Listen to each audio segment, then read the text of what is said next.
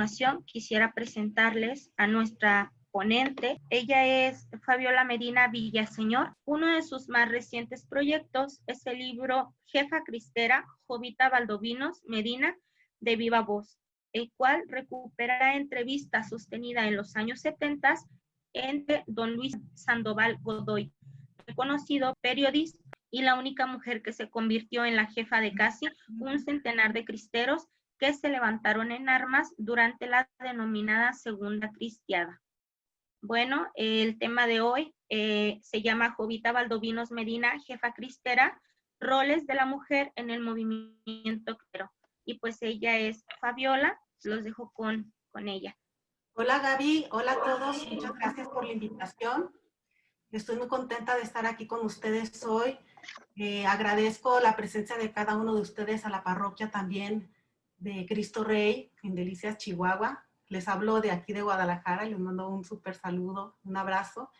Pues muy contenta de dar este tema, el rol de la mujer en la guerra cristera. Poco sabemos, ha sido un tema polémico, ha sido un tema silenciado, lo que fue la cristiada. De hecho, platicábamos que ni siquiera lo vemos en los libros de texto, tal vez en la universidad, en las clases ya de especialidad en historia, pero fuera de eso es un tema que ha sido vedado, y el hecho de estar compartiendo con todos ustedes y más aquí en la parroquia, que al final lleva el nombre de Cristo Rey y que tiene pues todo el contexto del conflicto entre la Iglesia Católica y el gobierno mexicano, pues aquí es donde nació la fiesta de Cristo Rey. De hecho, México fue el primer país que pone a Cristo Rey, que reconoce a Cristo Rey como el Rey del Universo. Entonces, aquí nació en 1914, después en 1920, el Papa Pío XI va a hacer que sea una fiesta universal inspirado en los mexicanos. Entonces, yo creo que es muy importante conocer de la guerra cristera y pues en particular en este momento las cosas que se han dado en el contexto nacional,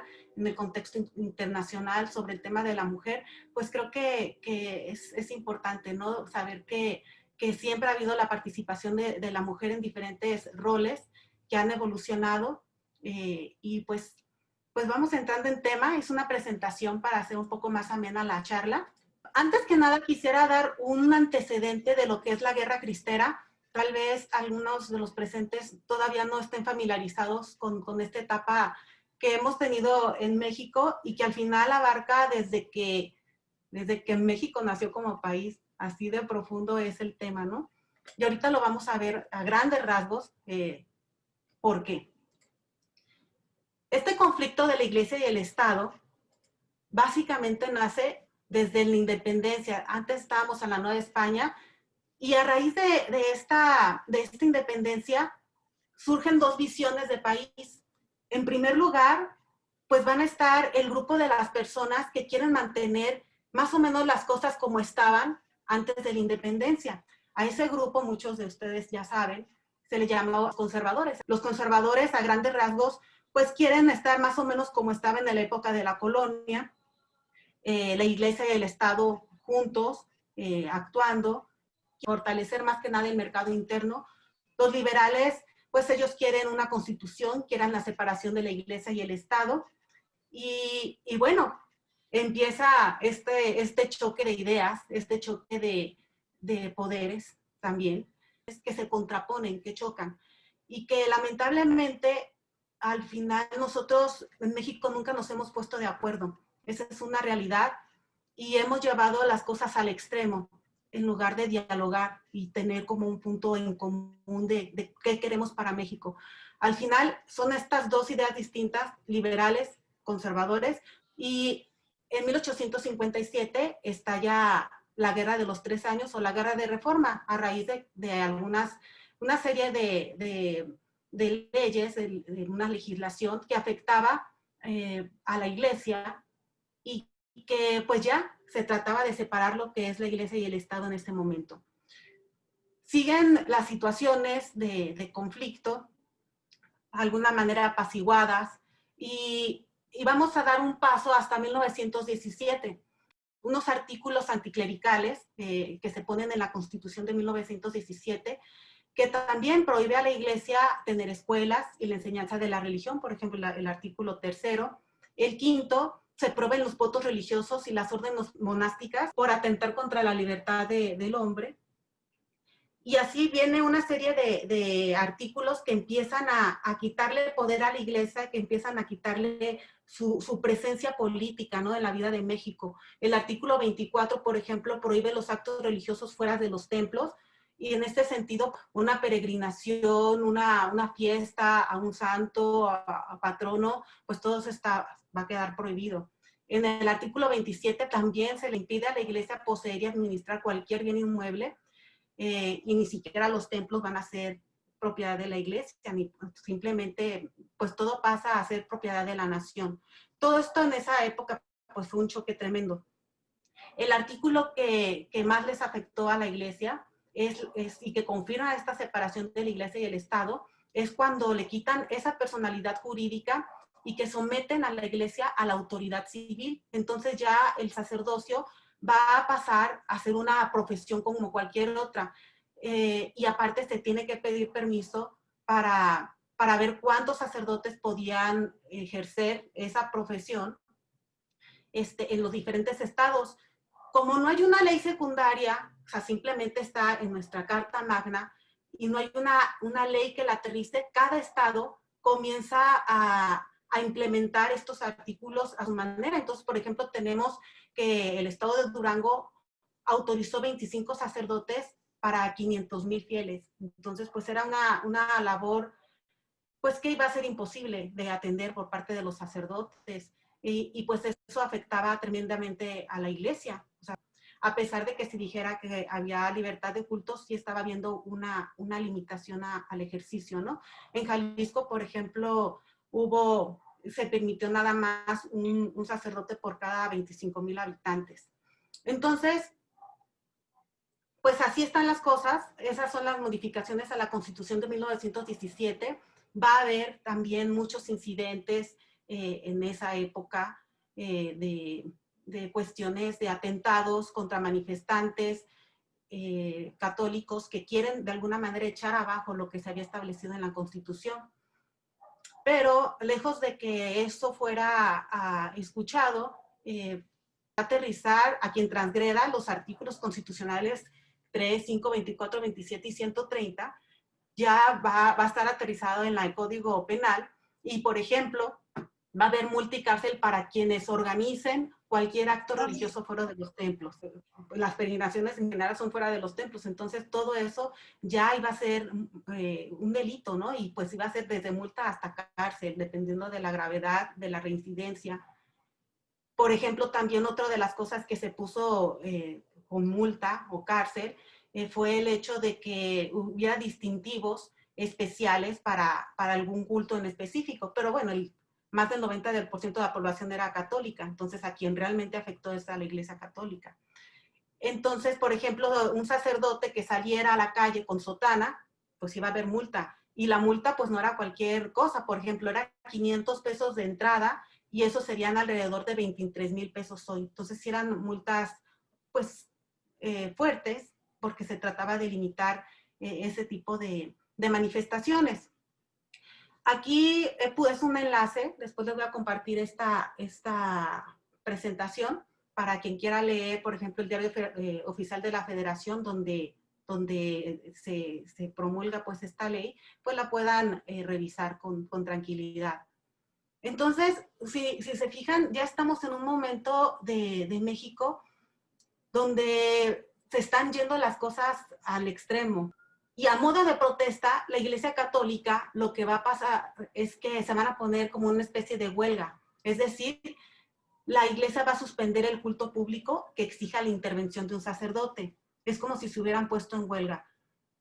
No ordenan cerrar los templos. La Iglesia no ordena. Dice que van a permanecer abiertos. Simplemente no va a llegar a oficiar el sacerdote. Entonces, esto lo pueden ver en la pastoral colectiva del 21 de julio de 1926. También aquí la tengo el enlace para quien quiera revisarla con mayor detenimiento. Por supuesto, esta situación de que ya no haya sacerdote, ya no haya misa, ya no haya confesiones, ya no haya para enterrar a los muertos, ya no haya casamientos, bautizos, confirmaciones, primeras comuniones. etcétera, pues afecta directamente al pueblo. Entonces, en cierta manera también fue una situación que también se llevó al extremo al ponerse, al suspender estas actividades. Y pues lo inevitable tenía que pasar. Lo inevitable fue que estalla la guerra. Y eso fue ya en 1926. El 15 de agosto de 1926 caen los primeros mártires en Chalchihuites, Zacatecas. Aquí los acusaron de traición a la patria, de estar confabulando a favor de la iglesia, de estar incitando al pueblo. Y bueno, terminan siendo asesinados el párroco, Luis Batis, Manuel Morales, David Roldán y Salvador Lara, que eran jóvenes de la Asociación Católica de la Juventud Mexicana. Ya caen los primeros mártires, en ese momento estaba ahí Pedro Quintanar, trata de salvarlos porque se da cuenta de que se los estaban llevando y al final el gobierno lo que hace al llevarse a los prisioneros, los asesina. Y es cuando deciden Pedro Quintanar, junto con Aurelio Acevedo, otra persona de Valparaíso, Zacatecas, pues levantarse en armas. Ya había habido revueltas, ya había escaramuzas, ya había habido ciertas situaciones porque la cuestión ya estaba muy tensa, pero se considera ya el primer combate porque fue algo planeado.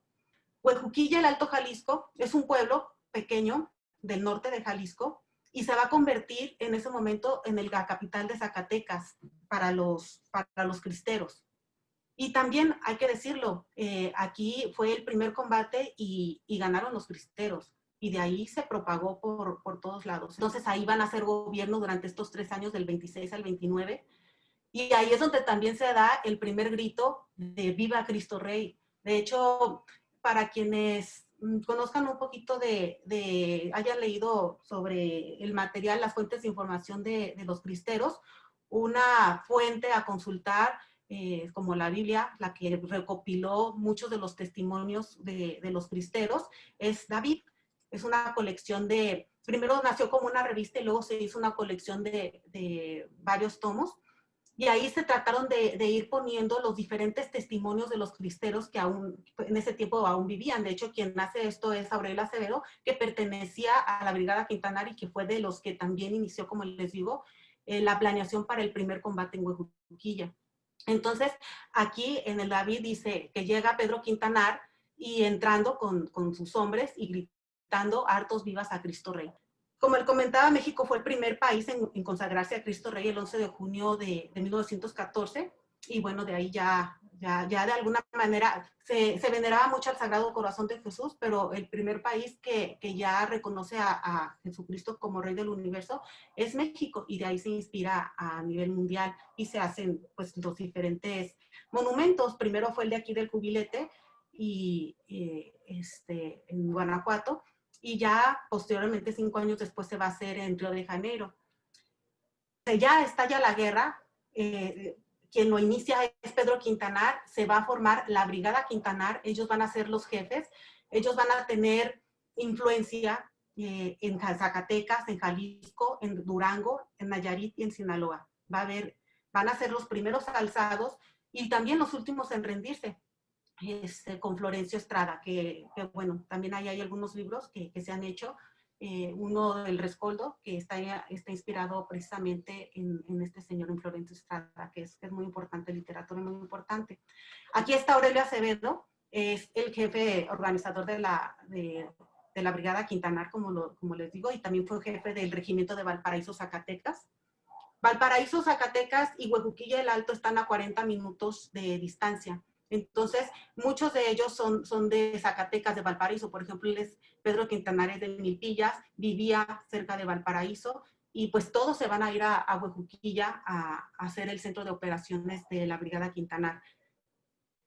Por aquí vamos a ver también al general José María Gutiérrez. Él va a ser el jefe del sector de Jalpa, Zacatecas, Regimiento Libres de Jalpa. Lo menciona él porque vamos a hablar de Jovita Valdovinos. Y el papá de Jovita, desde que estalla la guerra, para ellos fue ya en 1927, el 1 de enero. En Huejuquilla fue el 29 de agosto de 1926. Para el 27, su papá va a formar parte también de esta brigada, de este regimiento de los Libres de Jalpa. Pues así las cosas, así estaban la atención en México. Y bueno, van a ser 3 años de guerra, van a ser miles de muertos, va a haber una situación terrible. ¿Y cómo termina? Como no es el tema realmente de ahondar sobre toda la guerra cristera, como culmina esta primera etapa, porque después va a haber una segunda cristiada, y esto no se detiene, va a ser con los arreglos, aunque sí se va a apaciguar mucho. Entonces, los famosos arreglos, en donde ya el clero mexicano, la alta jerarquía y el gobierno federal van a pactar estos arreglos. Sin embargo, no se van a derogar ninguna de las leyes que causaron este conflicto. O sea, la parte de no se va a modificar la Constitución, ni la ley Calles, que era la reforma al Código Penal, ni ninguna otra ley, todo va a seguir igual. Entonces, lo único que pidieron fue la amnistía completa para clero y fieles, la restitución de la iglesia de templos y seminarios y la libertad de relaciones entre Roma y el episcopado. Era lo único que pidieron. Sucede que al final de cuentas los arreglos no van a ser respetados. De hecho, muchos cristeros lo sabían que el gobierno pues no era de fiar en ese sentido de que se cumpliera una palabra. Y pues sí, les dio la razón. Entonces viene una cacería tremenda de los jefes cristeros principalmente, ¿no? Entonces mueren más jefes cristeros después de los arreglos, después de la amnistía, que durante los años de guerra, los 3 años de guerra del 26 al 29. Eso va a motivar a Jovita a levantarse en armas. ¿Por qué? Porque uno de las personas que murieron asesinadas por el gobierno a traición, al final de cuentas, pues hay que decirlo, pues pues lamentablemente fue su padre y su hermano. También otro hermano había muerto en combate, pero bueno, ella entendía que el combate, lo que no entendía era por qué a pesar de la amnistía, si se había dado una rendición a los cristeros, pues estaban matándolos y cazándolos. Entonces, por ahí vamos a ver más adelantito un poquito más de Jovita Valdovinos, ya como caso especial. A grandes rasgos, esto es la guerra cristera en su primera etapa, ¿sí? Del 26 al 29. Vamos viendo, el tema es el rol de la mujer en la guerra cristera. Ya vimos algo de más o menos qué es lo que se dio, el conflicto de la Iglesia y el Estado, que viene desde que se conforma México y que tiene su momento pues, más fuerte en 1926, cuando estalla la guerra, debido a estas modificaciones en las leyes. Pero ¿qué pasaba, no? ¿Cómo era el rol de las mujeres en aquel tiempo? Aquí lo voy a dividir en 2 partes. Primero, el rol de la mujer en la Revolución Mexicana y el rol de la mujer en la Guerra Cristera. Finalmente, la Revolución Mexicana y la Guerra Cristera son las 2 caras de una misma moneda, porque la Guerra Cristera es como una contrarrevolución finalmente los revolucionarios lo que quieren son los constitucionalistas, son los que quieren la constitución de esa manera, y lo están haciendo de manera, pues, de que nos falta dialogar. Entonces, la parte de los cristeros es echar atrás esas leyes, ¿no? Que están afectando a la libertad religiosa, a todo tipo de libertades, lo dijo Gorosteta, porque era la libertad de expresión, eran otro tipo de libertades que también estaban involucradas. Y finalmente también es en esta misma época que se da. Entonces, lo que pase, los ejemplos que veamos también en el contexto de la revolución aplican a la cristiada. ¿Okay? Por el tiempo y porque está relacionado, no podemos separarlo. Por eso también se entiende de que esto no se vea en la clase, en las clases de primaria, de secundaria, porque finalmente es en contra de la revolución y lo que se trata de enseñar en las escuelas, pues era a que la revolución estaba bien. Entonces, pues así las cosas. Entonces, ¿cuál era el contexto de la mujer en aquella época, ¿no? En el siglo XX, desde que después del siglo XX, pues es subordinación al hombre. Esa es lo que predomina, la subordinación al hombre. Los hombres tienen 2 ideas en cuanto a la mujer, de que las quieran mantener dentro del hogar, o algunos también pugnan para que ellas se incorporen al mercado de trabajo asalariado. Mantenerlas en el hogar, hay que decir que no era una tarea sencilla, no era una tarea menor. En aquel tiempo hay que ver que se tenían muchos hijos pues por todas las situaciones que podía haber de epidemias, de mil cosas, se tenían muchos hijos. Y mantener un hogar, pues las mujeres se la pasaban en la cocina todo el día, no había las comodidades que tenemos ahora, entonces era todo el día estar en la casa y estar al pendiente. Entonces no era una tarea menor. En general, en las diferentes clases sociales que había se enfocaron en eso, en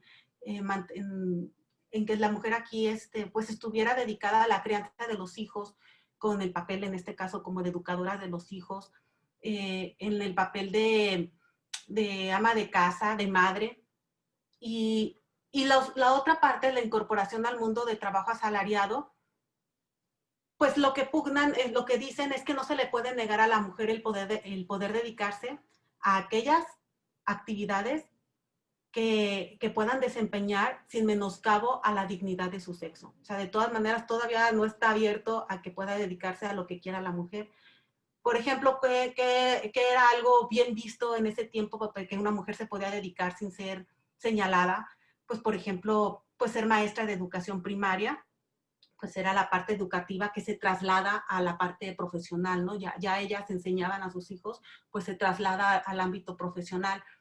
El hecho de ser sirvienta, pues las labores domésticas también era bien visto, que una mujer se dedicara a hacer trabajo doméstico fuera de casa.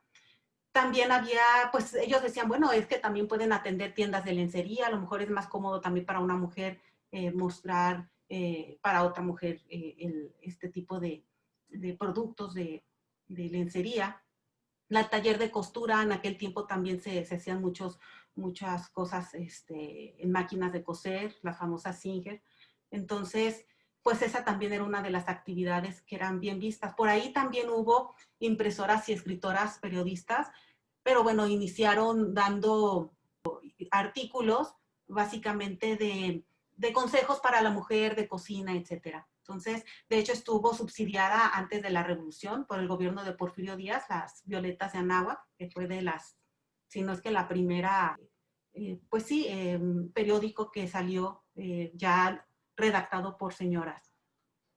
Entonces, aquellas mujeres que aún así lograron tener un título universitario, pues las hubo, ¿no? Y la primera fue Matilde Montoya, fue la primera médica cirujana en México, pero tampoco fue tarea fácil de ella, porque para ella tuvo que ir con el presidente Porfirio Díaz, antes de la revolución, para que ella pudiera inscribirse en la universidad, en la Escuela Nacional de Medicina.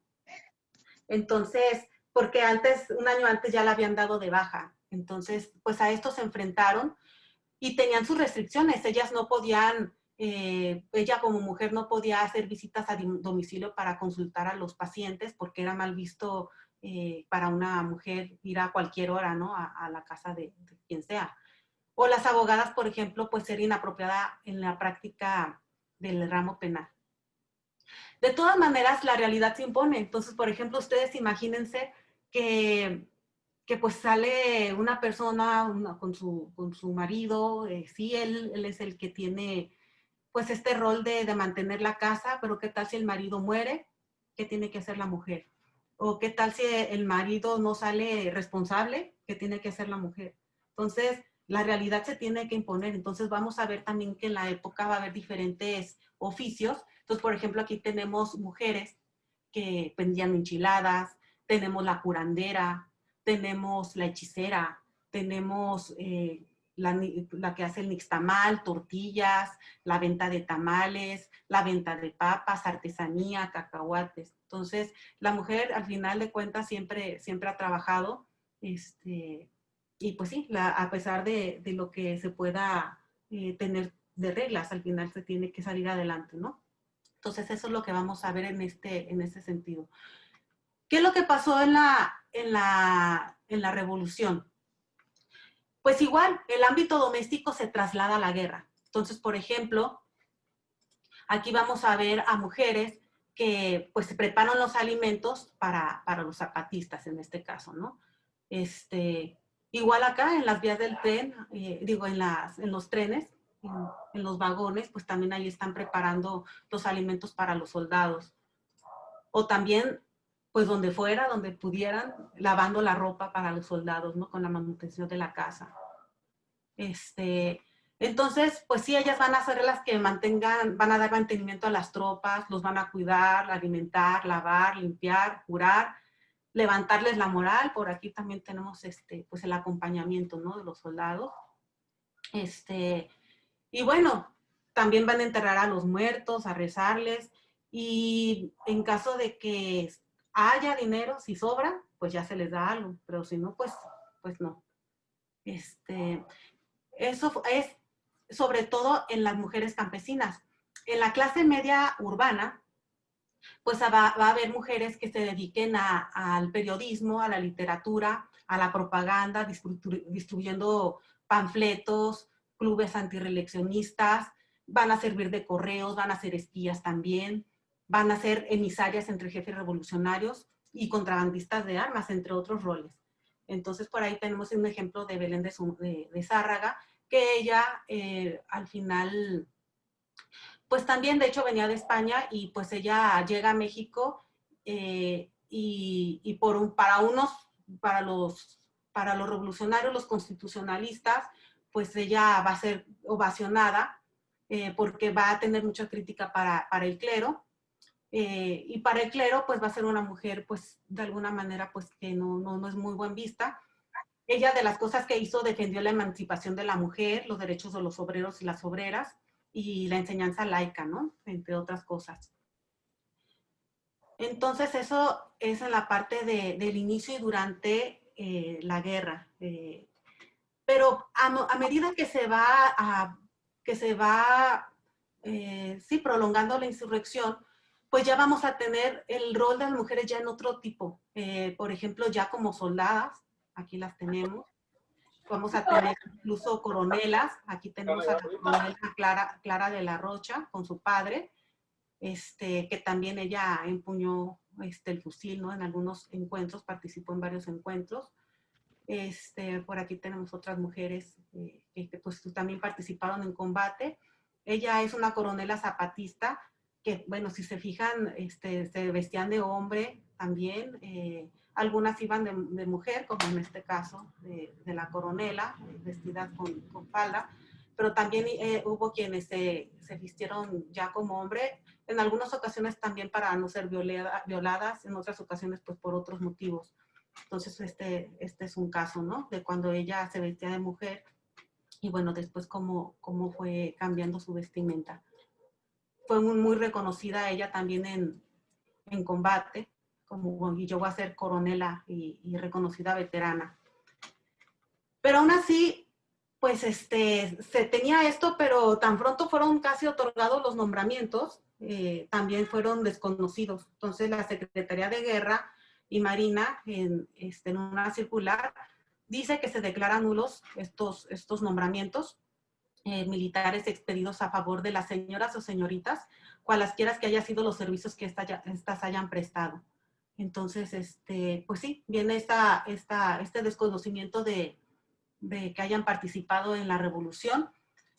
Y uno de los ejemplos, ya con nombre y apellido, es el de Valentina Ramírez Ávila. Ella fue la que inspiró el nombre de la salsa Valentina. Con ella se inspiraron. Y el motivo de la separación fue por ser mujer. Entonces, sí, todavía ahí había pues rezago. Definitivamente hemos avanzado en México en esa cuestión de más libertad, de cómo ha ganado la mujer también más espacios, pero pues sí, no fue una tarea sencilla. ¿Qué pasa ya con la mujer cristera? ¿Qué pasa en la historia? Bueno, en primer lugar, bueno, vamos a ver los testimonios de los cristeros. Yo les había comentado que David, este compendio de testimonios, pues es como la Biblia porque fue de primera mano todos estos testimonios. Y también ponen a las mujeres como secundadoras importantes de las iniciativas masculinas. Van a ensalzar mucho sus labores domésticas en beneficio de los levantados. que les digo que no es denigrante ni es algo menor, es algo que es fundamental para cualquier ámbito. Lamentablemente aquí lo que pasó es que pues otros roles se dejaron fuera, ¿no? En el reconocimiento de que había más cosas que se hicieron por parte de las mujeres. Y de todas estas, dicen que hubo entre 25,000 y 30,000 mujeres que estuvieron involucradas en la guerra cristera, pues solamente 15 tuvieron una nota en el David. Entonces, de estas 15 podemos mencionar, entre ellas a Natividad González, García González. Ellas son de la Brigada Quintanar de Huejuquilla, el Alto Jalisco. Entre las actividades que Tiva tenía era que ella manejaba todo el dinero de la Brigada Quintanar. Ella era la tesorera, era a quien se le encomendó, pues sí, cuidar el dinero y administrarlo. Aparte, ella también manejaba toda la parte de espionaje, los correos de la brigada, servían de correos, alimentaban a los cristeros, su casa se convirtió en el cuartel de los cristeros, se ayudaba de la familia Quesada, entre otras mujeres, le dicen las viejas, Felipa Quesada, por ahí Felicitas Quesada, Alberta Quesada, y todas ellas contribuían y con sus propios recursos, y pues sí, era una guerra y pues, pues no era sencillo todo lo que tenía que hacer, labores titánicas, ¿no? Y en contra del gobierno, pues todavía peor. Hubo una omisión en el David con las brigadas femeninas. Ellas se dice que llegaron a aglutinar, como les digo, de casi 30,000 mujeres y no se dedica realmente ninguna nota a ellas. Hay razones, pero bueno, creo que sí ahí faltó incluirlas. Este era el logotipo de las Brigadas Femeninas Santa Juana de Arco. También les llamaron las Brigadas Bonitas, o en Durango también les llamaron la Brigada Invisible, Brigada Invencible, IBI, así les llamaban. Entonces, ella, María Goyás, ella fue la fundadora de las Brigadas Bonitas. Entonces decimos que las brigadas teóricamente eran 750 afiliadas, pero tenía sus grupos auxiliares que podían llegar a sumar entre 25,000 a 30,000 afiliadas. Todas actuaban en la clandestinidad, de hecho había un secreto, ellos tenían que hacer un voto de secrecía, no podían decirle ni a sus padres, ni a sus hermanos, ni a nadie que formaban parte de estas brigadas, era un juramento que tenían que hacer ante Dios. Había un proceso de iniciación. Se trató de reclutar sobre todo a jóvenes y solteras para pues sí, evitar dejar huérfanos. Entonces sí se tuvo pues la preferencia de que fueran jóvenes y solteras entre 15 y 25 años. Todas clases sociales hubo, pero sobre todo la mayoría fueron campesinas, porque pues también este movimiento se dio mucho en nuestros pueblos, ¿no? ¿Para qué fueron creadas las brigadas bonitas? Pues para procurar dinero. Ellas pedían dinero a la gente pobre que podía ayudarles, pero también llegaron a hacer acciones directas, se les llamaba, eran secuestros y hasta también ayudadas para hacer ejecuciones, ¿no? Para los ricos, para obtener dinero. Entonces, eso también se dio en las brigadas para tratar de procurar dinero. Suministrar municiones, ellas eran las encargadas, ellas llevaban sus pertrechos, algunos eran de 15 a 20 kilos que cargaban en sus cuerpos, a veces parecían hasta embarazadas y con todo el riesgo que esto conllevaba, ¿no? Entonces, así también actuaron en ese sentido. Pues también procuraban ropa, alimento, víveres, las armas, las sacaban a veces de los mismos federales, de alguna manera las conseguían con los mismos federales. Entonces, también curaban a los heridos. De hecho, había un brazo ahí de las brigadas femeninas Santa Juana de Arco, que eran las brigadas sanitarias, que muchas también ahí estuvieron atendidas por religiosas. También obtenían y daban medicinas, se daban informes, utilizaban a veces sus casas también como refugio para los cristeros. Y pues sí, también sirvieron de correo, espionaje y también estuvieron al frente la prensa, ¿no? Porque también todo eso lo abarcaron las brigadas bonitas. Las de Huejuquilla, por ejemplo, Activa González, las hermanas Quesada, ellas no pertenecían a las brigadas femeninas, pero también hacían ese tipo de actividades aparte. Esta brigada operó primero en Jalisco, luego se fueron extendiendo al DF, de hecho allá es donde se trasladó la jefatura, y se extendió también por Michoacán, Durango, Zacatecas y Colima, las brigadas. También, como les digo, era secreto, entonces muchas de ellas ni siquiera se conocían, entonces actuaban en pequeños grupos, aparentemente sin conexión entre sí. Pero también aquí no es que estuvieran como administradas solas, ellas estaban bajo la dirección de un hombre que tenía una posición de consulta y dos superiores, que una era el obispo y el otro era un director, que podía ser un clérigo o un laico, y ese consejo podía ser desechado. Yo tuve la fortuna de que me fue regalado una serie de audios con testimonios de las brigadas, de las jefas que participaron en las brigadas femeninas Santa Juana de Arco. Ellos mencionan también al monseñor Francisco Orozco Jiménez, que era también pues parte de esta integración de haberlas formado. Entonces, son muy interesantes esos testimonios. Al final, pues todos los cristeros pues ya están muertos, y pues tener este material, pues y espero también algún día compartirlo con todos, porque pues es bonito, pues tenemos que rescatar esa historia, y espero que en un futuro pueda hacerlo.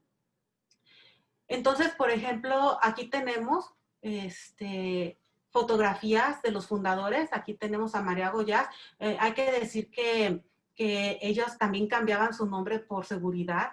Se hizo llamar Celia Gómez, y así en general cambiaban sus nombres, y los hombres y las mujeres, ¿no? Era como una táctica, como estrategia de seguridad. Y aquí está también Luis Flores González, que juntos fundan las brigadas femeninas.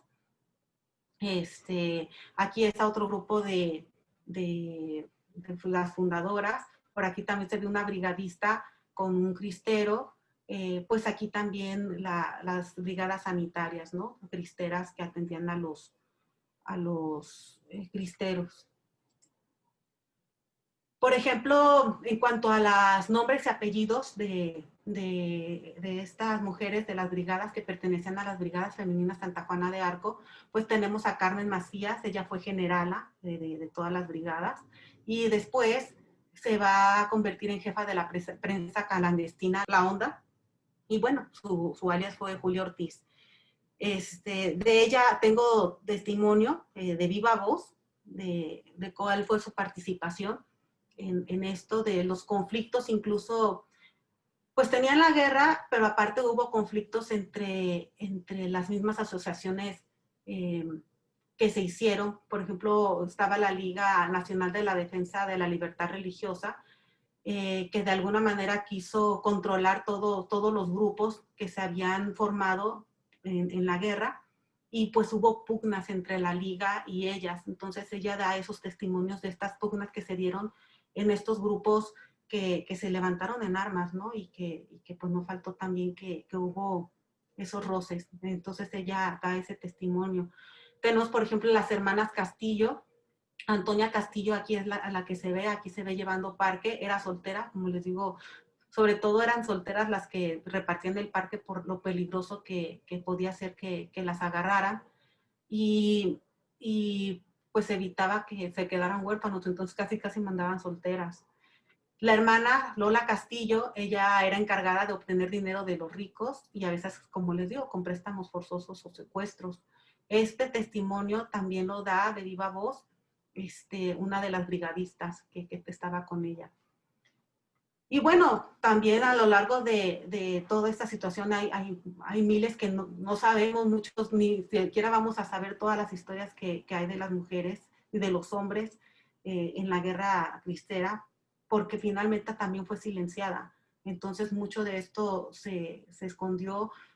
También lo de las brigadas femeninas, todo su archivo va a ser quemado, incluso por órdenes de la iglesia. Entonces, pues eso hizo que no se tuviera ya de viva voz o con los informes que ellas habían recabado, pues qué fue lo que pasó, ¿no?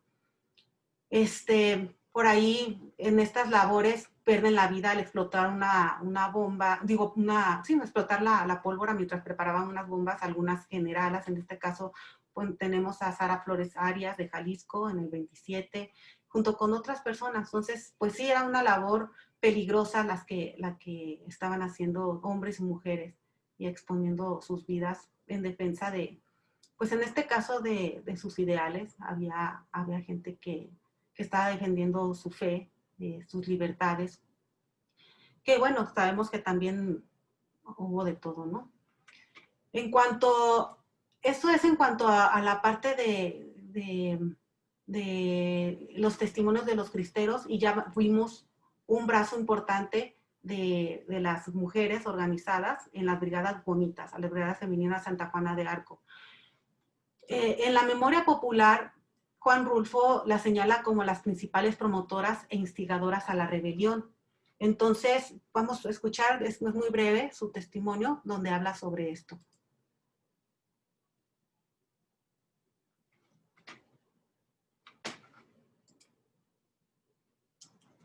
Tomó las armas, se fue a defender lo que llamaban ellos la santa causa de Dios, ¿no? Y esta rebelión en realidad tiene un origen más bien matriarcal. El fenómeno curioso fue que las mujeres fueron las que hicieron la revolución cristera, porque el decirle a un hermano, a un esposo o a un hijo, no eres hombre, si no te vas a pelear por Dios, por la causa de Dios, pues era una ofensa muy grande, ¿no? Entonces se levantaron todos en armas. Además, las mujeres tenían que luchar contra las mujeres, porque ellos, el motivo principal era atacar al hombre.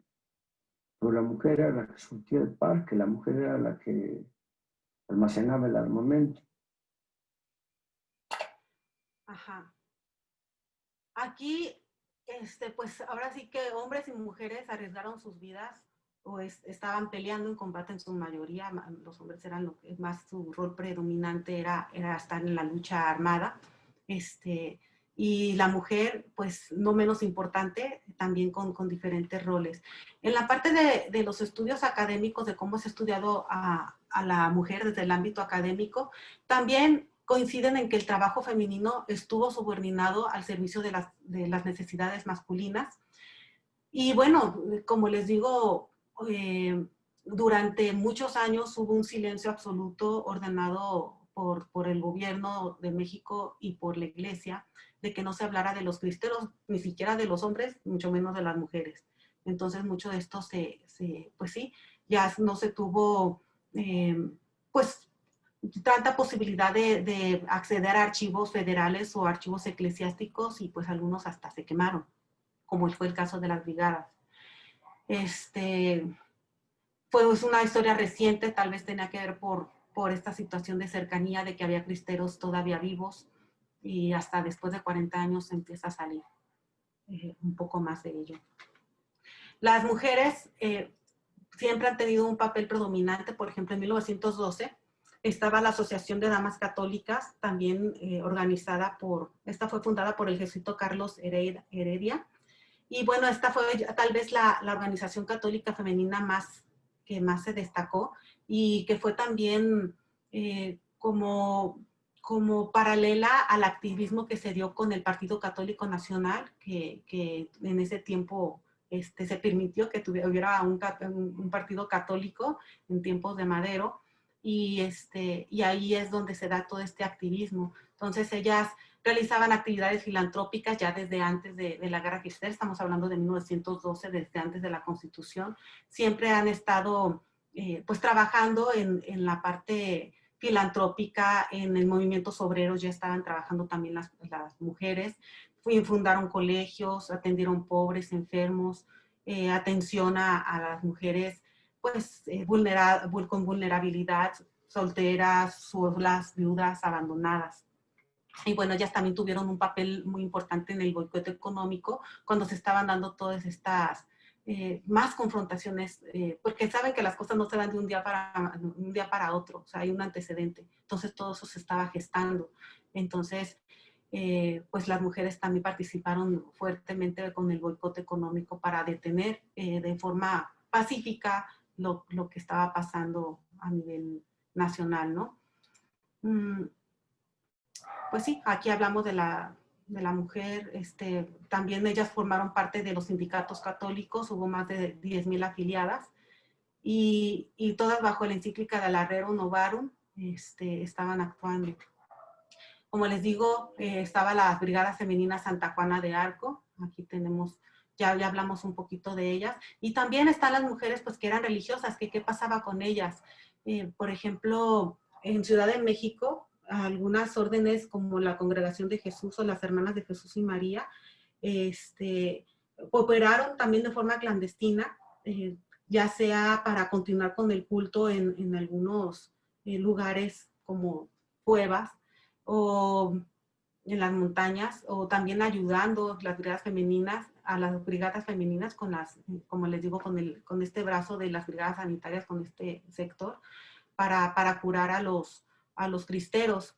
Y otras también, otras religiosas, pues huyeron a esconderse en pequeños pueblos, por donde pudieran ser protegidas por los soldados cristeros.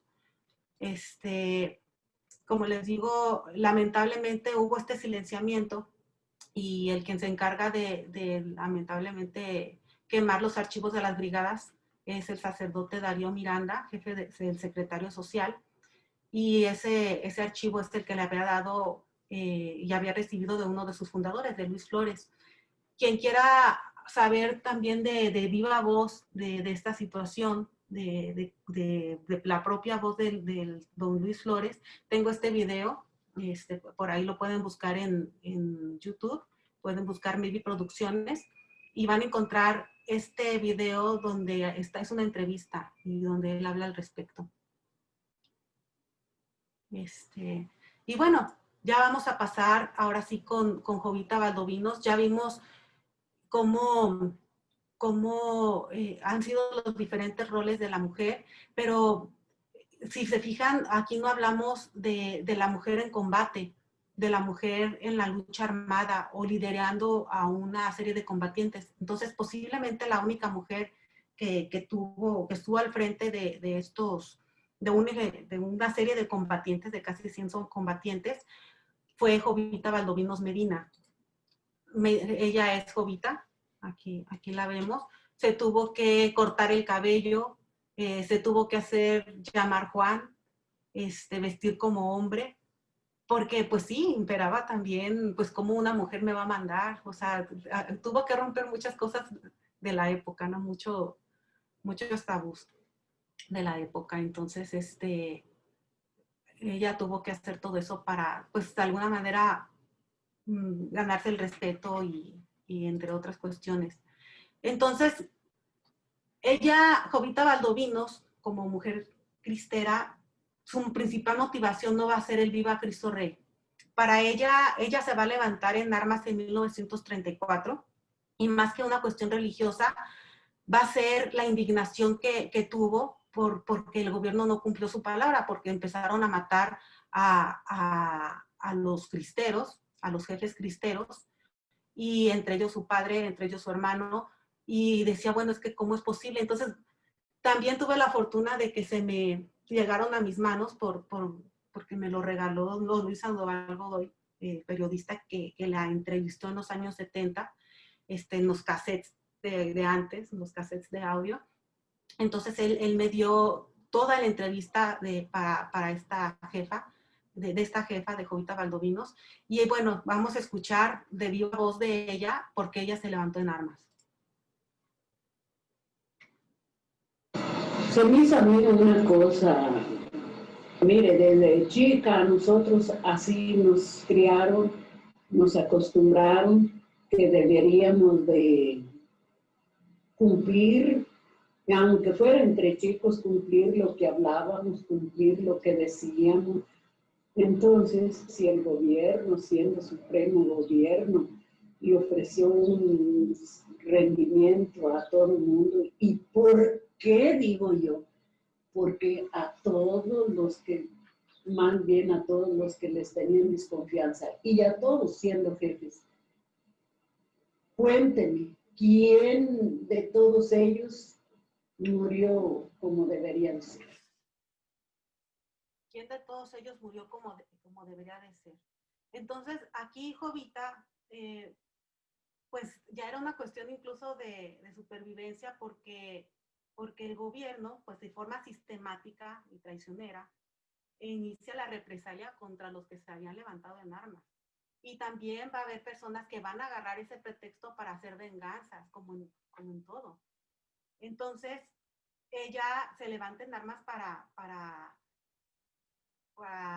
poner fin, porque va a estar representado, en este caso, el gobierno va a estar representado para ella en una persona que va a ser Ambrosio Romero, que va a actuar a nombre del gobierno, y que como él fue cristero, los conocía a todos y le empezó a matar a todos sus compañeros. Entonces, ella, le voy a poner otro audio. Por eso dijo Jovita, no hay más remedio más que hacer justicia. No, válgame Dios de mi vida. Todo mundo, hay por esos ranchitos, hay un rancho que se llma Tenayú, que es de puros indígenas, una que otra gente ya se empieza a ver más o menos. Nomás le inventaban a Ambrosio Romero y se les caían hasta los trastes de la mano. Un guardabotes armado. ¿Qué era eso de formar la gente de un rancho y quedársele viendo como yo, estarlos viendo a usted? Saquen a ese y saquen a ese. Y fusilen. ¿Por qué? Por nada. ¿Por qué? ¿Para qué?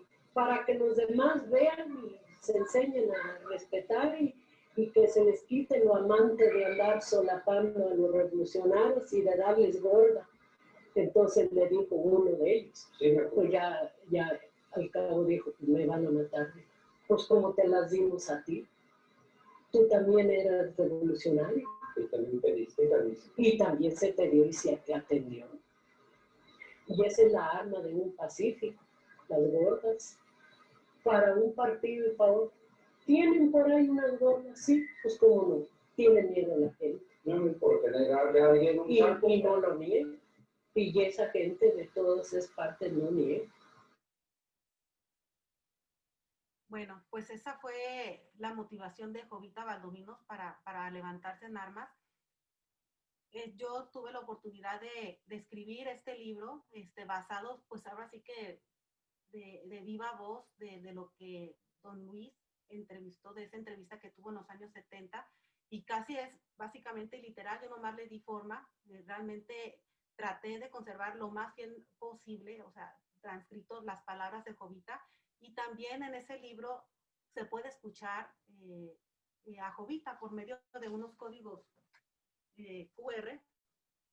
Se puede escuchar a Jovita Valdovinos para, pues, que también se tenga la posibilidad de sentir esa indignación, esas emociones, diversas emociones que tuvo a lo largo de su vida, de viva voz. Entonces, por ejemplo, esta es la primera hoja del libro, y aquí escaneando este código con una aplicación que lea códigos QR, oyéndose a este enlace, se puede escuchar. A mí me parece muy importante que conozcamos este tema de la mujer, pero también más importante, yo creo que tenemos que dar un mensaje de paz. Yo creo que siempre en México hemos estado en guerra, porque no sabemos dialogar. Entonces se da una situación con un punto de vista de una parte, viene la otra parte otro punto de vista que se contrapone, y no hemos logrado dialogar de cómo ver lo mejor como país. Y terminamos con este choque de ideas que se llegan al extremo y terminamos con una guerra y terminamos con atropellos, todo porque no podemos dialogar. Entonces yo creo que el mensaje y reflexión es cómo hacer, no es fácil, por eso pues te llegó todo esto al extremo, porque no ha sido fácil, pero eso es lo que deberíamos de hacer, más que revoluciones, es la forma de evolucionar como seres humanos. Una guerra no ayuda a nadie, todo el mundo pierde, sea hombre, sea mujer, una vida es muy importante. Yo creo que eso no es algo que quiere Dios tampoco para nosotros. Lo que quiere es que nosotros vivamos en paz. Entonces, yo creo que el hecho de conocer nuestra historia, no solamente la historia oficial, porque como les digo, se va a dar el punto de vista de un ganador, se va a enfocar a que se piense de cierta manera. Tenemos que saber la otra historia también y ver con eso vamos a entender por qué estamos en este momento, en el México de este momento. Somos fruto de todo lo que ha pasado anteriormente. Entonces es importante conocer para entender por qué estamos aquí y qué tenemos que hacer para construir una sociedad mejor. Entonces yo creo que esto es lo relevante de la historia. No revolucionar, porque ahí nadie gana, siempre perdemos. Una guerra nadie gana. Entonces más bien es evolucionar en ese sentido. Yo les quiero compartir ya por último, para no hacer esto ya más cansado,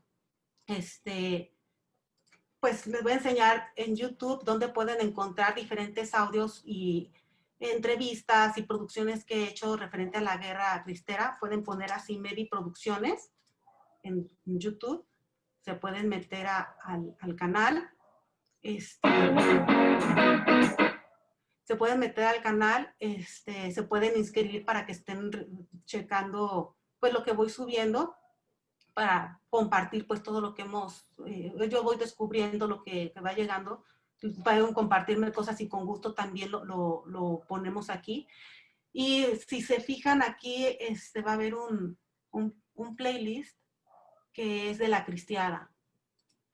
Entonces, por ejemplo, aquí van a ver la entrevista de las secretas brigadas femeninas, el testimonio a don Luis Flores, fundador de las brigadas.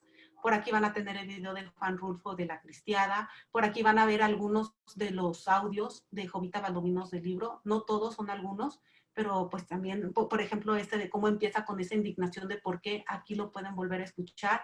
Aquí tenemos un testimonio cristero de Carmelita de Robles, que fue una mártir cristera de Huejuquilla el Alto. Ella, así como Tiva estaba del lado militar, ella estuvo en la parte religiosa, con los oficios que tenían que seguir adelante como bautismos. Ella se encargó de hacerlo, de hacer también las misas en su casa, de esconder a los sacerdotes, etc. Y bueno, aquí pueden encontrar más entrevista con don Luis Sandoval Godoy sobre este libro, sobre a pesar del machismo mexicano, cómo la mujer también participó, ¿no? En diferentes roles. Y bueno, aquí van a encontrar cabalgatas cristeras que se hacen en Jalisco, sobre todo, y testimonios de descendientes cristeros. También los invito a ir a otro enlace. Esta página se llama mundo.mevi.com.mx. Están invitados también a participar en este sitio. Estoy tratando de poner en un solo lugar información de la guerra cristera y de temas históricos en general, pero hay una específica de la guerra cristera y de la mujer cristera. Entonces, por ejemplo, si quieren ver de mujeres, es nada más darle la categoría mujeres y por ahí van a empezar a ver testimonios, artículos, de mujeres de la independencia, los oficios de las mujeres en el México antiguo, las leyendas, por ejemplo, la Viquina, ¿no? De una mujer de tiempos de la cristiada, es una leyenda. Otros videos, entonces actas de las personas que participaron de mujeres en la cristiada. O si ya quieren ver la cristiada de manera general, pues se van a la parte de la cristiada y por ahí también van a encontrar otros artículos de cristeros, de la guerra cristera, o biografías de cristeros, o biografías de santos, también pueden encontrar pues sí, información útil. Y también tengo esta otra sección de libros, que también tengo, pues sí, de diferentes temas históricos. Hay uno específico de la cristiada en México, y hay otro de la mujer en la historia mexicana y de la mujer cristera. Entonces aquí pueden descargarlos, están de consulta de acceso libre y para quienes están más interesados en el tema, son bienvenidos también a retroalimentar esto. Entre más gente se sume, pues esto se fortalece y se puede compartir con mayores personas. Entonces, pues, sin más por el momento, pues, les cedo la palabra. No sé si tengan alguna pregunta. Ella es Fabiola Medina Villaseñor. Ella es de Guadalajara, es ingeniera en computación y es licenciada en Derecho. Estudió por la Universidad de Guadalajara. En el 2003, ella impartió clases en Estados Unidos para una escuela pública de Baltimore, Maryland. Ha trabajado tanto en el sector público como en el privado en proyectos relacionados con tecnología, internet, marketing y producciones audiovisuales. Es fundadora de la empresa Mevi Producciones, dedicada a la creación de spots de TV, documentales, cortometrajes, videos musicales, museos virtuales, sitios web y tiendas online. Entre sus producciones destacan Ñerica, El Don de Ver, El misterioso origen del Chacmón, La Judea, Unos amigos de mi tierra, Huejuquilla en corto y El poder de Conde de San Mateo de Valparaíso. Realizadora del sitio web Mundo Mevi, que proporciona información de la guerra cristera y otros temas históricos. Es creadora de la colección de audios Huellas Cristeras, el cual rescata valiosos testimonios de las brigadas femeninas San Juana de Arco. ¿Te escuchas, Fabi? Sí. Muchas gracias. Gracias por tu auténtica participación. Pues sí es sorprendente observar la historia de estas mujeres, que pues no está tan lejos, ¿verdad? No estamos tan lejos de una realidad. Hoy como lo estamos viviendo, pues a lo que se enfrenta la iglesia también, ¿verdad? Pero pues como dices, una guerra pacífica. Pues vamos a dar un momento pequeño, un espacio muy pequeño para preguntas y respuestas. Solamente quien vaya a preguntar, pues prenda su micrófono y para que ella pueda responderles.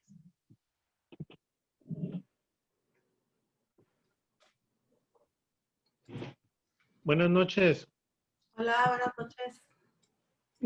Fabi, ¿qué sabe de Carmelita de Robles y el proceso o inicio de posible beatificación? ¿Tiene algún dato? Sí, bueno, Carmelita de Robles, como les comenté, fue una mártir cristera de Huejuquilla, el Alto Jalisco. Es considerada para muchos santa también, nada más que no se ha iniciado. De hecho, dicen que existen todos los elementos para beatificarla, para hacerla santa. No se ha iniciado, te comento, no se ha iniciado. Tiene muchas posibilidades de que se haga, pero no se ha iniciado. Por ahí yo creo que es algo pendiente con la gente de Huejuquilla, porque sí, ella, pues sí, se encargaba de esta parte del cuidado a la vida espiritual. Ella fue la que asumió en Huejuquilla el Alto, en la Brigada Quintanar, toda esa gente.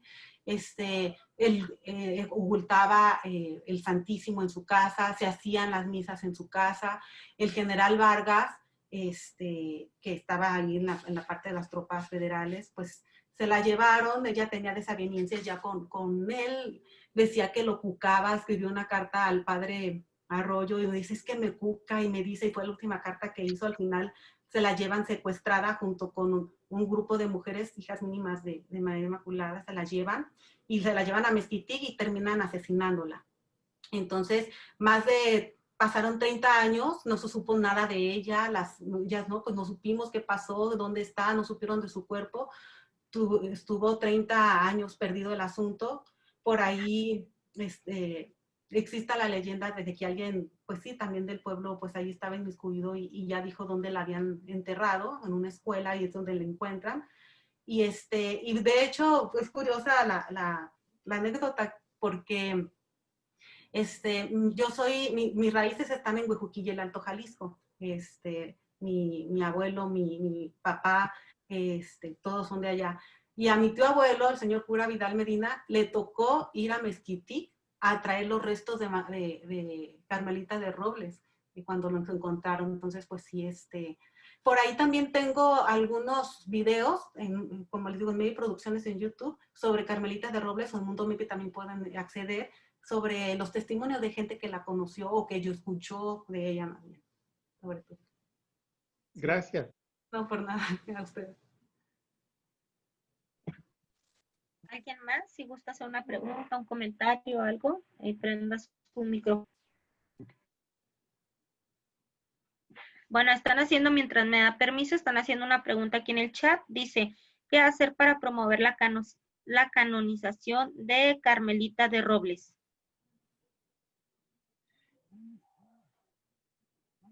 Bueno, sé que hay una iniciativa con una persona, es un proceso creo que largo, también se necesita dinero, por ahí me habían comentado, es algo que también pregunté. Creo que sería cuestión de acercarse pues a algún sacerdote que nos pueda decir bien el procedimiento y todo lo que eso requiere, en cuanto a los requisitos, y también no sé, a lo mejor el padre Tomás de Híjar de la arquidiócesis de aquí de Guadalajara nos puede orientar al respecto. Yo en realidad desconozco todo el procedimiento.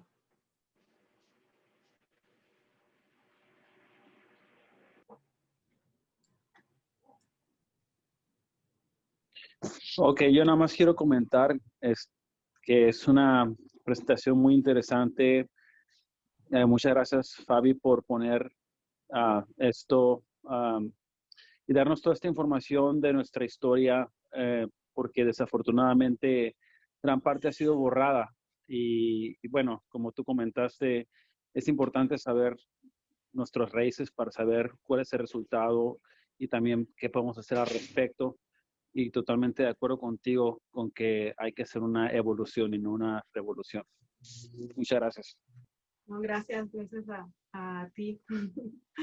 Sí, es que ese es el camino. La verdad es que en una guerra todos perdemos. Entonces tenemos que aprender a dialogar, a ser respetuosos, tolerantes y ver de qué manera podemos hacer algo en común, ¿no? Con las diferentes ideas. Nada fácil, nada fácil. Sí.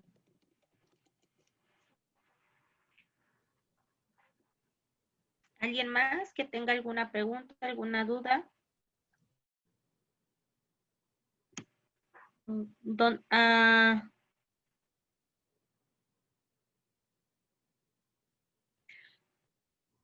El señor Andrés Curiel puso felicidades, Fabi, pero no sé, señor Andrés, si pudiera escribir la pregunta, porque ahorita no lo escuchamos. Entonces, si así como puso su felicitación, si quisiera poner su pregunta o lo que quería comentarle a Fabi, si gusta escribirlo.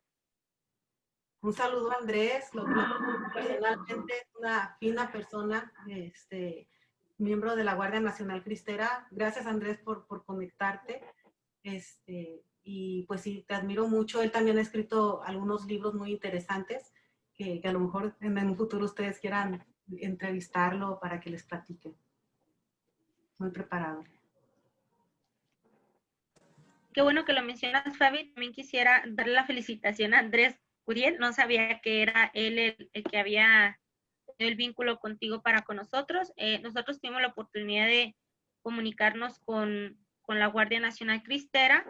Una amiga mía, Maribel Bernal, que también ha de estar aquí presente, fue la que tuvo la oportunidad de comunicarse directamente con Andrés, y él nos proporcionó el contacto de Fabi, recomendándola como experta en este tema, ¿no? Entonces, muchas gracias también a usted, Andrés. Sí, el contacto fue con Pepe,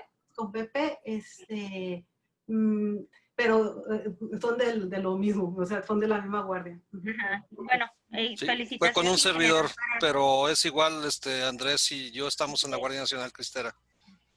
Bueno, en general, estamos a la orden ambos. Gracias. y gracias de manera general a la Guardia Nacional Cristera. ¿Alguien más que tenga alguna duda, una pregunta o algún comentario que hacerle a Fabi? Solo prenda su micrófono. Pues ya como corolario, pues una felicitación, Fabi, y pues ojalá y encienda en los corazones de nuestros hermanos de Chihuahua, sirva esta primer acercamiento que tenemos con ustedes, pues para encender ese fervor. Ustedes tienen un santo que fue en la segunda cristiada, precisamente San Pedro Maldonado, que fue canonizado junto con los otros 24 sacerdotes y laicos. Entonces, pues ojalá y prenda. Seguramente que hay más historias de mujeres ejemplares en la defensa de la fe en Chihuahua, así como lo hay en distintas partes de la República. Y pues gracias por contactarnos a la parroquia de Cristo Rey. Y pues como decía hace un rato, y creo que Andrés también me va a secundar, que somos compañeros ahí en la Guardia Nacional Cristera, pues que estamos a sus órdenes en lo que podamos apoyar. Y gracias. Gracias, Fabi. No, gracias. Vete. Gracias, José. Lo que pasa es que queremos hacerte, bueno, pues por vía digital. Ya sabemos que no se puede pues presencialmente, pero pues por eso quería que me permitiera compartir pantalla, pues nada más para mostrarte pues un pequeño reconocimiento que por parte de la parroquia pues te hemos hecho. Está firmado y sellado por el padre, nuestro párroco Carmen Javier. Entonces pues ahí se lo mandé a Armando para que me haga el favor de pues de compartirlo aquí en muchas gracias. No hubiera molestado. Para mí es un gusto, un enorme gusto estar con ustedes y tener este ejercicio también de retroalimentación. Yo creo que todos aprendemos de todos y qué bueno que se den este tipo de charlas. Muchas gracias. Si gustas darle la palabra al padre Javier, ya desactivó el micrófono. Sí. Ya está aquí. Bueno, padre, les damos la palabra en lo que rápido se carga la imagen para que podamos leer el reconocimiento. No sé si anda por aquí, padre. Sí, cómo no, por aquí estoy. Ok, bueno.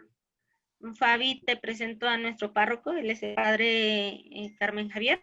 Y bueno, aquí les cedo la palabra a él.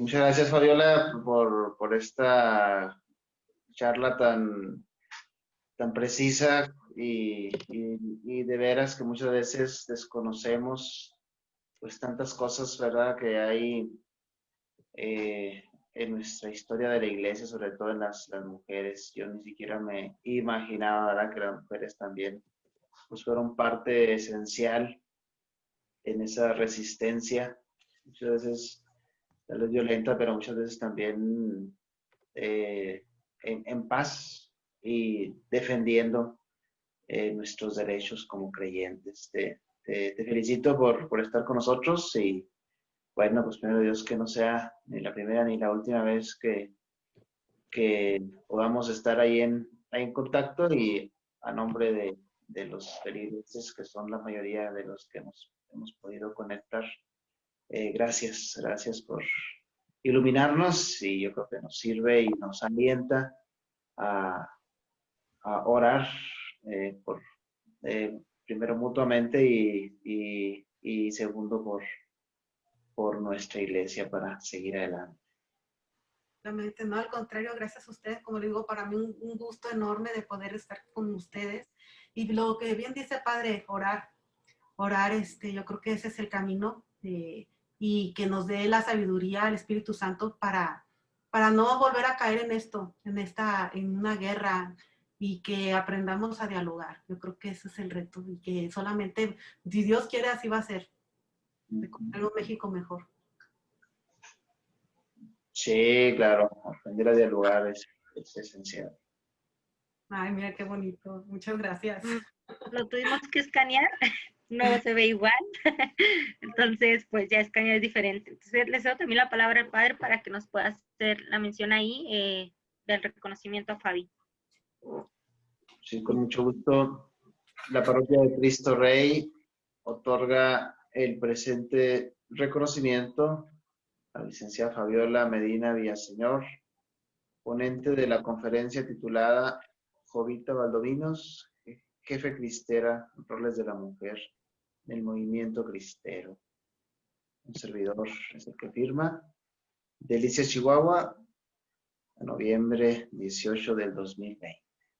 Oh, pues mire qué bonito, qué honor me hicieron, y merecido, la verdad. Pero muchísimas gracias. Y qué bonito nombre tienen de su municipio, es lo que le comentaba a Gaby en la mañana. Qué bonito, Delicias. Muchas felicidades. Muy bonito. Gracias.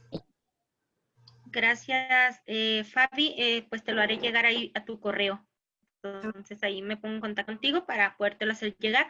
Me gustaría que pues de alguna otra forma pudiéramos también, quien quisiera, no sé, Fabi, cómo tengas la promoción de tu libro, quien quisiera pues apoyar a Fabi para el consumo de un libro o algo así, que Fabi nos dé el contacto, nos diga cómo podemos hacer, pues cómo podemos contactarte pues para que nos puedas mandar tal vez los libros, ya dependiendo de quién quiera el libro, nos ponemos en contacto, no sé, con el padre y el padre que me diga a mí, así en terceras, para que yo le pueda decir a Fabi que quien quisiera un libro y pues poderlo mandar pedir hasta por paquetería. No, y pues, ya se los entrego personalmente, nos vemos ahí, a lo mejor en Cristo Rey. No sé. ¿Quién es ese número desconocido que tanto te llama? Fácil, buscas. Yo les paso después el correo. Soy muy afortunada porque este libro ha sido publicado recientemente acaba de publicarse bajo el sello de la Universidad de Guadalajara. Es un libro que pasó varios filtros en la universidad, un consejo de expertos y la parte también académica. El crédito no es mío realmente, como les digo, yo traté de transcribir el material que se me dio. El crédito es realmente de don Luis Sandoval Godoy, y esa entrevista que tuvo en los años 70 con Jovita Valdovinos. Yo lo estoy poniendo de una manera innovadora donde puedan escucharlo a través de un libro. Le di una estructura y le di un contexto histórico para que vayan viendo los personajes. Pero ese trabajo realmente es de don Luis en los años 70. Lo vende la Universidad de Guadalajara, el Centro Universitario Culagos. Con esto de la pandemia, no sé cómo está, pero creo que me dijeron que yo podía pedir de 20 en 20 y poder mandarlos así por paquetería. Está muy accesible el libro hasta donde tengo entendido. Creo que vale 175 pesos. Entonces, pues sí, si gustan les mando el correo y ya si alguien está interesado, pues con gusto o lo pongo en contacto con la universidad o hacemos un bonche de 20 para yo mandárselos por paquetería. Así es como me dije. Muy bien. Igual, pues, si gustas, nos puedes compartir tu correo aquí en el chat, Fabi, o sí. De igual manera, como les comento, quien quisiera, nada más, pues, como el padre sí que tiene la mayor parte de los contactos, pues que le comenten a él y él nos pueda hacer llegar la información para saber cuántos se pedirían. Muchas Yo gracias. sugeriría que hicieran el paquete de 20 para que les convenga el envío y lo puedan. De hecho, ya hay varios interés de nuestros compañeros de Puebla, de Cuernavaca, por adquirirlo. Entonces, también están viendo esa posibilidad de juntarse para que les convenga el envío, ¿verdad? Pero eso, pues ahora sí que es decisión de ustedes. Sí, muchas gracias. Ok. Muchísimas gracias. Este libro va a ser primero la presentación, primero Dios, el 5 de noviembre, el 5 de diciembre a las 8, no, a las 6 de la tarde. Va a ser también virtualmente, les voy a mandar el link, se los voy a compartir por si quieren entrar. Me va a hacer el honor de presentarlo el cronista de la Arquidiócesis de Guadalajara, el padre Tomás de Híjar Ornelas, junto con Ulises Mendoza, que es profesor investigador de la Universidad de Guadalajara y que da la clase de la cristiana, tanto en doctorado como en licenciatura. Entonces, va a estar bonita también esa charla y también va a estar ahí por medio virtual para que se puedan unir y con gusto se las hago llegar por medio de Gaby y de Maribel. Gracias, Fabi. Bueno, pues sin más que decir, no sé, el padre Carmen, y ya para despedirnos nos hace la oración final. Sí, con mucho gusto, Gaby. Pues igual, Fabi, qué bueno que pudimos coincidir y pues ahí con Gaby ya nos has dejado tus contactos y bueno, pues como decía Gaby, si alguien de los que estamos aquí conectados todavía gustaran el libro, con mucho gusto, a mi celular o a la oficina de Cristo Rey, nos dejan su nombre, sus datos y por ahí nos ponemos de acuerdo con la forma de pago y con gusto ahí podemos ir pidiendo los libros que se requieran. En nombre del Padre y del Hijo y del Espíritu Santo. Amén. Amén. Te agradecemos, Señor, estos momentos tan especiales que han sido para nuestras vidas en esta festividad de tu Hijo Jesucristo, Rey de Reyes, sabiendo un poquito más de nuestra historia mexicana, de esa defensa de la fe. Ayúdanos a ser apóstoles, ayúdanos a ser evangelizadores. Hoy muy especial, te encomendamos a todos los enfermos por COVID, a todos aquellos que has llamado a tu reino, a sus familias, que les des fortaleza. Y danos esa plena seguridad, danos tu presencia entre nosotros. Te pedimos muy, muy especial por el fin de la pandemia. La bendición de Dios Todopoderoso, Padre, Hijo y Espíritu Santo, sean sobre ustedes, sus familias, y permanezca para siempre. Que pasen buenas noches. Amén. Gracias, Padre. Gracias a todos. Hasta mañana. Gracias. Gracias, Padre.